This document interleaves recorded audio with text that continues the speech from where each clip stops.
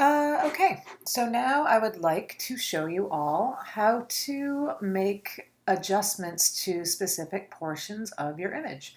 So I've got this photograph that we just worked on to make a color print of, but I would like to fine-tune this image and make some additional adjustments to it. So I'm going to start by hovering down here to find my option to open up my adjustments, which will make an adjustment layer for me. And I'm going to go ahead and select the curves adjustment. And I'm going to select this little hand here, which is going to allow me to kind of plot a point on that curve. And what I would like to do is actually open this up a little bit so that you can see a little bit more of the texture on the bark. So I'm going to push down on the mouse with my finger, holding it down. I'm going to drag up just a bit so that you can see that get a bit brighter. But I actually didn't want the whole image to get brighter. So what I'm going to do is move this out of my way. And you see this created a new layer. That's the adjustment. And this is a layer mask, basically. And you see it's clear right now. But if I use Command A or Select All, you get these marching ants around the image. And then if I hit delete and this stays white, all I have to do is come over here to my black and white foreground and background chips and hit this little arrow, which reverses the foreground and background. I'm going to hit delete again, and you'll notice that this turned black, and the adjustment that I made actually went away.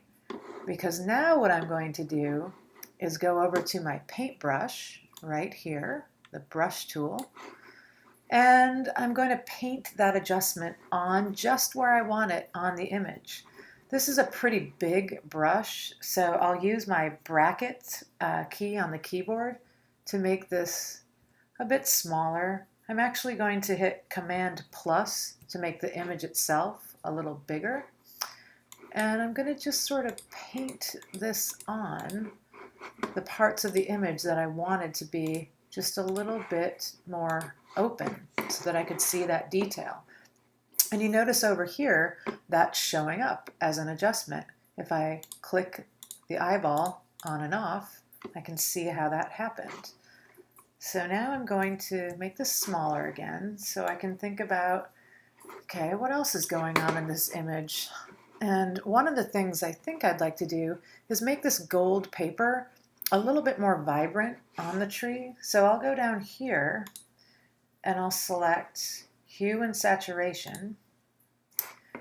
And I'm going to go into the yellows. And I'm going to increase that quite a bit. I'm going to watch my histogram while I do that, because if I go super crazy, there's the potential that it will be a little bit spiky on the highlights. So I have to decide, that's kind of a little garish, a little over the top. It's not what I want right now, but it could be. So I'm going to taking it down in saturation takes the gold completely away. So I'm going to increase that to about there. And then I'm going to look and see, okay, did that actually affect anything else on the image? In this instance, it kind of seemed like it did add a little sort of gold to the tree trunk as well, which I don't really want. So I'm just going to use the same technique that I did down here, where I'm going to Command A, select the whole image, hit delete, which gives me, again, that blank slate layer mask, go back into my paintbrush, make it a little larger, and paint that right on here. Now, it's not really a big deal if I go off the sides here, because it's not making it lighter or darker. It's only selecting, or it's only affecting the saturation. So if I hit this, that works just fine. I'm going to show you another example, though, where you need to be a bit more careful of your adjustments so that they don't become too obvious. Let's say, for instance, I think I maybe like to make the background quite a bit darker. So again, I'm going to go down here into my adjustments. I'm going to go into curves again and grab my little hand, and I'm just going to go into the basic sky area. Hold down the mouse and pull down. And I don't care that this is getting super dark. I'm only concerned with this sky because that's where I'm going to paint that adjustment on. I'm going to do the same exact thing that we've done. Select all, delete, and then I'll get my paintbrush again and I'll decide, okay, where do I want to put that? I might make this a little bit larger. And if I paint all through here, I'm just going to be kind of loose with it until I get a little closer to the tree. And one of the things you can do is you see up here with the opacity, I can make the opacity a bit lighter so that when I get closer to the tree and the leaves, it's not quite as obvious that I'm making this adjustment.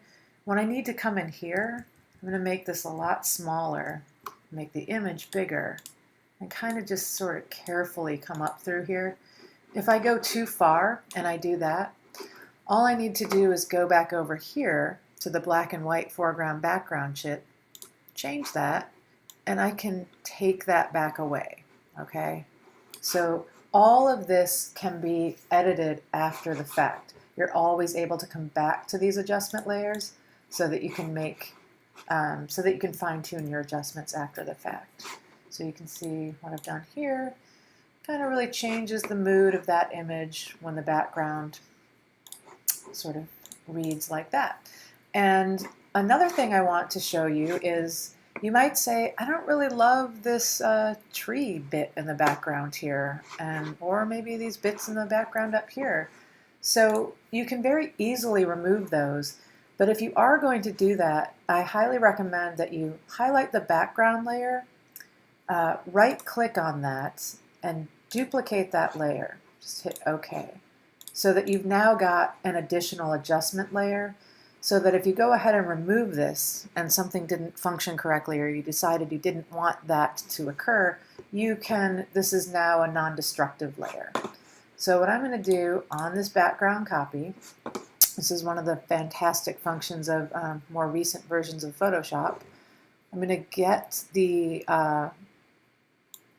rectangular marquee from right here. I'm holding down my mouse and it's giving me these options. I'm going to let go on rectangular marquee, and then I just hold down the mouse again right around here so that I'm going to cover this whole area. Let go. Whoops, sorry about that. What happened was I still had my selection on and the whole image was selected. So if that happens, just hit Command D or deselect. Select deselect right here. So I'm going to do that again. Hold my mouse down. So I'm going to right-click here and hit Fill, and then I use Content Aware. That's what we want because it's Content Aware that's going to be doing this sort of magic for you. You keep Color Adaptation checked, Blending Mode Normal, hit OK, and it's ridiculously magic. It just takes that away and blends everything in. You can hit Command D to deselect that.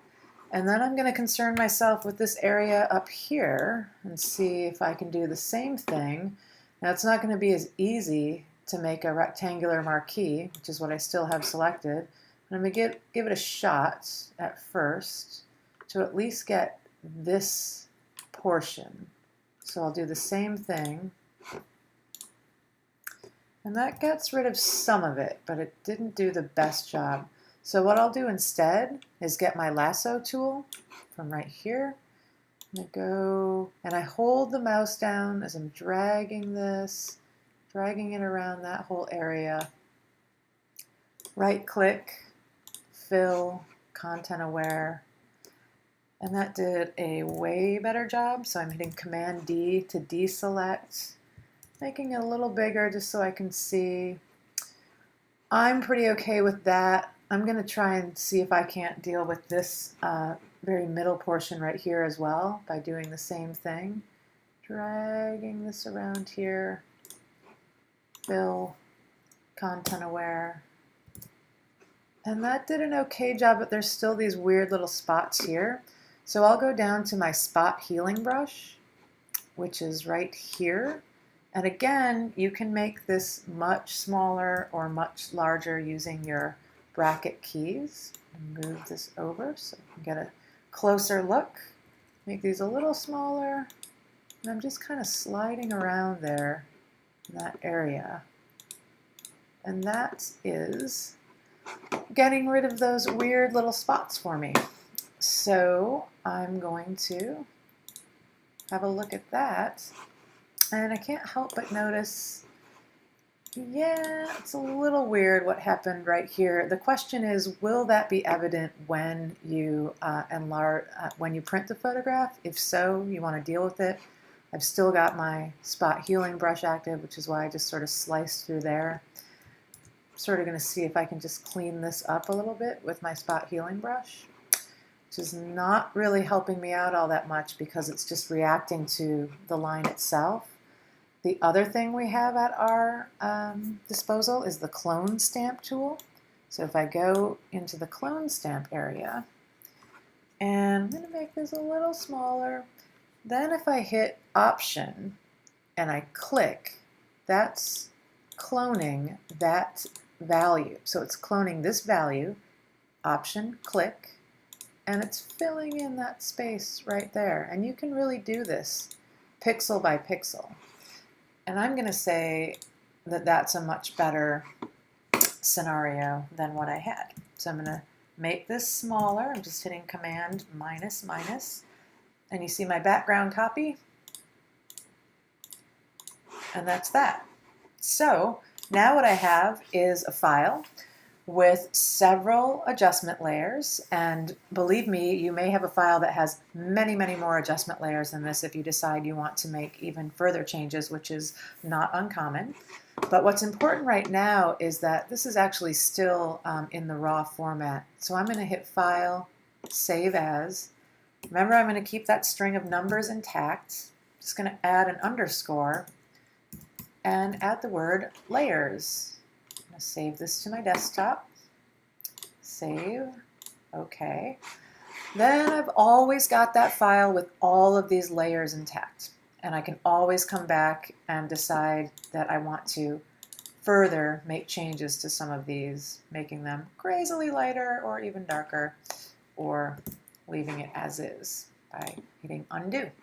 So I've got my layers intact, I've got that file.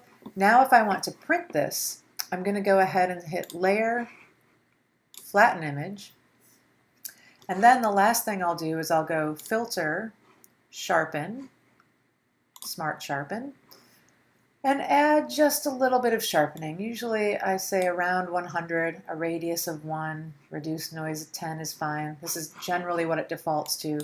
And it just gives you a little bit of sharpening, which is what digital images kind of are in need of. So I'm just going to hit OK on that. It's barely discernible. I always just do that as the last step before I print something. Then I would go ahead and use the same print process that we've been using. The last thing to be super aware of is after you save your file with all of the layers intact, right? And that's called layers. All of these layers are here. And then if you go to flatten that image and print it, you of course want to be sure that you save this file, File, Save As, with the word print as its extension, so that you're not saving over your layers copy as a flattened version, right? So now you've got this print file. Now if I need to open my layers file again,